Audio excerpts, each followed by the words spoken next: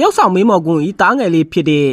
အာပွိုင်ဟာထိုင်းနိုင်ငံမှာကွယ်လွန်သွားခဲ့ပြီလို့သိရပါတယ်။လူတိုင်းမှာကိုစီကုံကချစ်ရတဲ့လူတွေရှိကြပေမဲ့တရုတ်ဆောင်မင်းမော်ကွန်းအတွက်တော့သူ့ရဲ့ကဘာငယ်လေးဟာသားသမီး3ယောက်ပဲဖြစ်ပါတယ်။ဒါပေမဲ့အဲ့ဒီထဲမှာအငယ်ဆုံးလေးဖြစ်တဲ့အာပွိုင်လို့လူသိများတဲ့မြင့်မြတ်ဖုံးကွန်းကိုတော့ဖခင်ဖြစ်သူကပို့ပြီးတော့တောင်အချစ်ပူနေတာလည်းဖြစ်ပါတယ်။ဘာကြောင့်အာပွိုင်ကိုပို့ပြီးအချစ်ပူရလဲအဖြေကတော့ရှင်းပါတယ်။အာပွိုင်ဟာအငယ်ဆုံးလေးဖြစ်နေတာကြောင့်လည်းမကပဲသူ့ရဲ့အမူအရာသူ့ရဲ့ကလေးဆန်တဲ့နွယ်ဆိုးလေးတွေကဖခင်ဖြစ်သူရဲ့အလုပ်ပင်ပန်းမှုတွေကိုချက်ချင်းပျောက်ကွယ်စေလိုပဲဖြစ်ပါတယ်။ခင်တူအနေနဲ့သားသမီးအလုံးကိုတန်းတူချစ်တာမှန်ပေမဲ့အငယ်ဆုံးလေးကတော့အမြဲတမ်းကိုယ့်မျက်စိထဲမှာကလေးလေးလိုပဲမြင်တတ်တာတဘာဝပါပဲ။မင်းမော်ကွန်းဟာလည်းအာပွိုင်းရဲ့ဝါဒနာသူ့ရဲ့ထူးခြားတဲ့ပင်ကိုယ်စရိုက်လေးတွေကိုအမြဲတမ်းအားပေးလေးရှိတယ်လို့တားဖနှစ်ယောက်ကြားမှာလည်းတငယ်ချင်းလိုရင်းနှီးမှုမျိုးနဲ့အမြဲရှိပေးနေတတ်တာလည်းဖြစ်ပါတယ်။တကယ်တော့အချစ်ပိုတယ်ဆိုတာထက်တားငယ်လေးရဲ့ဖြူစင်တဲ့စိတ်ထားနဲ့ဖခင်ပေါ်ထားတဲ့တန်ရုံးစင်ကမင်းမော်ခင်းကိုပို့ပြီးတော့ကြည်နူးစေတာလည်းဖြစ်ပါတယ်